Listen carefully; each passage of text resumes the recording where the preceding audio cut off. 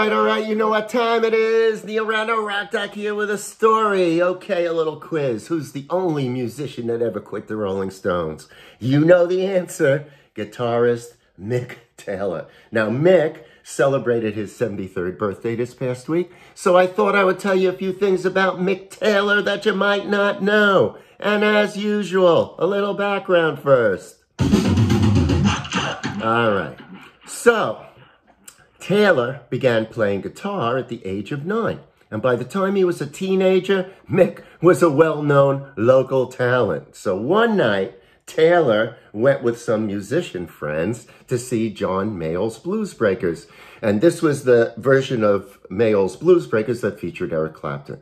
Now, Clapton's guitar was there, but he never walked out on stage. And Mayall did the first set without him. Now, Mick Taylor was dying to get on stage and play with Mayall. And his friends encouraged him. They said, come on, man, they got no guitar player. You can do it. You can do it. So Mick approached Mayall during the interval between sets to ask if he could play with them. And Taylor mentioned that he was familiar with the band's repertoire. So Mayall, he thought about it, and a spur-of-the-moment decision, he just said, okay, you can play the second set with us. Now, Taylor played the second set. He was great.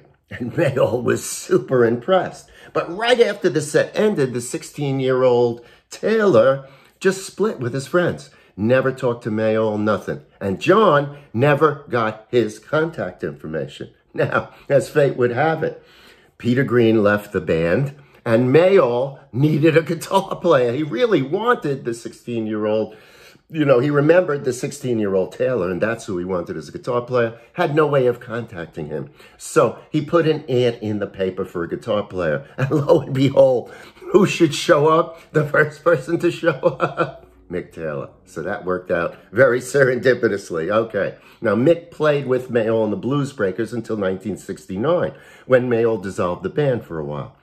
But a few weeks later, Taylor got a surprise call from John Mayall telling him to expect a call from Mick Jagger, which led to an unexpected offer to join the Rolling Stones. How many people get those offers, right? Now, Taylor made his live debut with the Stones at a free concert in July of 1969 in London's Hyde Park in front of an estimated 250,000 people. Can you imagine debuting with a band in front of 250,000 people? But he was great. And the guitarist went on to record a string of classic Stones LPs, including Let It Bleed, Sticky Fingers, Exile on Main Street, and It's Only Rock and Roll. Now, Taylor's style of playing brought a very different element to the band, which had previously relied on the rhythmic interplay between Brian Jones and Keith Richards.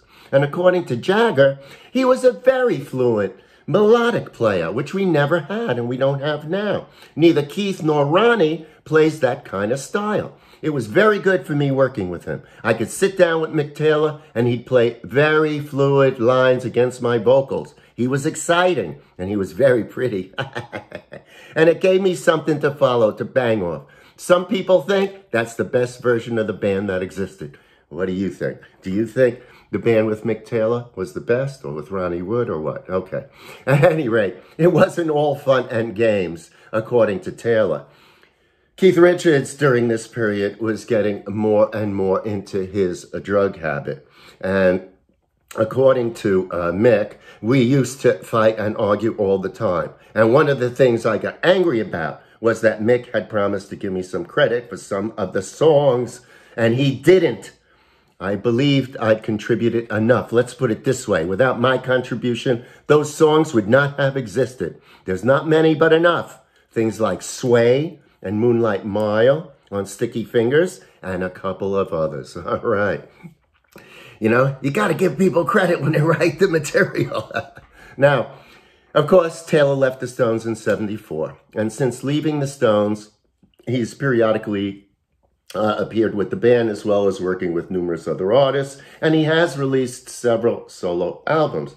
As far as working with the Stones, from November of 2012 onwards, Taylor did participate in the Stones' 50th anniversary shows in London and Newark, and in the band's 50 and Counting tour, which included North America, Glastonbury and Hyde Park in 2013. Now, he was ranked 37th in Rolling Stone magazine's 2011 list of the 100 greatest guitar players of all time. The great Mick Taylor. All right, I'm not so sure what Mick is doing now. I'm sure he's out there playing somewhere, and hopefully we'll see him, or he'll appear on an album or make an album or something real soon. And in the meantime, he made some of the greatest Stones music, so there's plenty to listen to. All right, that's my story for today. I hope you enjoyed it. I'll have another story for you probably tomorrow and throughout the following weeks.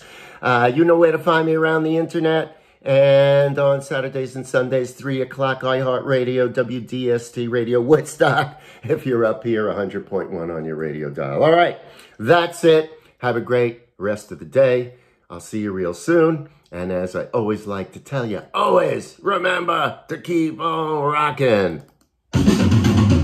All right, bye for now.